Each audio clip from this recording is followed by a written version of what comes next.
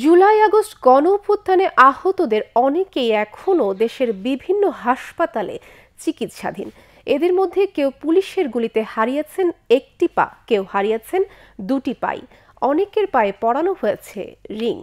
আজ আগারগাঁওয়ের জাতীয় অর্থোপেডিক হাসপাতাল ও পুনর্বাসন প্রতিষ্ঠানে চিকিৎসাধীন আহতদের দেখতে যান পররাষ্ট্র উপদেষ্টা মোহাম্মদ তৌহিদ হোসেন। এ সময় তিনি বলেন, আহতদের সুচিকিৎসা নিশ্চিত করতে সরকার অত্যন্ত আন্তরিক। যতদিন প্রয়োজন এই সহায়তা অব্যাহত থাকবে। আফরিন জাহানের প্রতিবেদন। Abdullah Ahmad Adamjee cantonment public school and কলেজের দ্বাদশ শ্রেণীর ছাত্র। গত ৪ আগস্ট বৈষম্য বিরোধী ছাত্র আন্দোলনে গিয়ে পুলিশের গুলিতে পায়ে মারাত্মকভাবে আহত হয়। গত ২.৫ মাস ধরে ভর্তি আছে জাতীয় অর্থোপেডিক হাসপাতাল ও পুনর্বাসন প্রতিষ্ঠানে। এক পায়ে তার রিং বসানো। নানা অনিশ্চয়তার মাঝে প্রতিটি দিন কাটে তার। আমি ৪ আগস্টে মিরপুর ১০ নম্বরে গিয়েছিলাম আন্দোলনে। সেখানে পুলিশের গাড়ির চাপায় আহত হয়েছি। এরপরে প্রায় ২.৫ মাস ধরে এখানে ভর্তি আছি।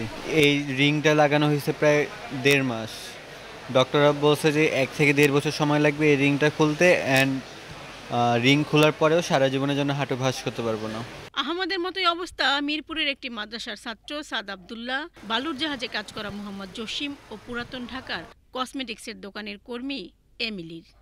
আমি ২টা হসপিটাল ঘুরে পরে ৭ তারিখে এখানে এসেছি। ডক্টর বলেছে যে এটা প্রায় আমার পরিপূর্ণ সুস্থ হতে ১.৫ থেকে ২ বছর সময় লাগবে। আমার হাঁটু পরিপূর্ণ ভাঁজ হবে না। ডাক্তার এখন অপারেশন একটা করছে, অন কইটা আছে রিং দিছে, রিং খুলতে ৪-৫ মাস দেরি হইব। আবার অপারেশন আর একটা করণ লাগবে। আহতদের স্বজনরা বলছেন, পরিবারের উপার্জনক্ষম ব্যক্তির এমন অবস্থায় অসহায় হয়ে পড়েছেন তারা।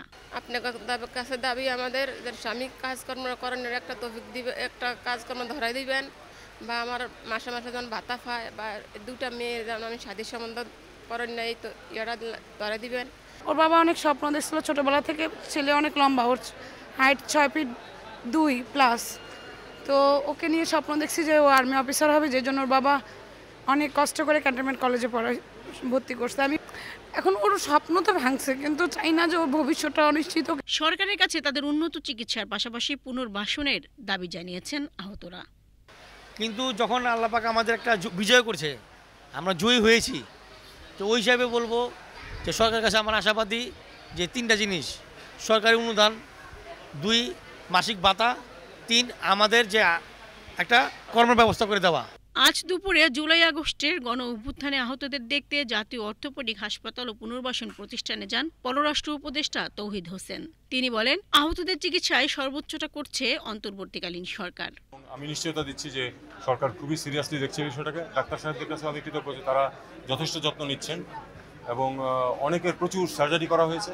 আমরা আশা করব যে সবাই ঠিকমতো ভালো হয়ে যাবে এবং যতদিন পর্যন্ত তাদের সাপোর্ট প্রয়োজন হয় এটা দিতে কিন্তু সরকার বদ্ধপরিকর, এবং এ ধরনের যারা এনজিওর আছে যোগ্যতা অনুযায়ী তাদেরকে জব প্রোভাইড করার চেষ্টা করা হবে যাতে তারা জীবনযাপন করতে পারেন ঠিকমতো। সর্বশেষ তথ্য মতে জাতীয় অর্থোপেডিক হাসপাতাল ও পুনর্বাসন প্রতিষ্ঠানে জুলাই আগস্টের গণ অভ্যুত্থানে আহত ৭১ জন চিকিৎসাধীন আছেন।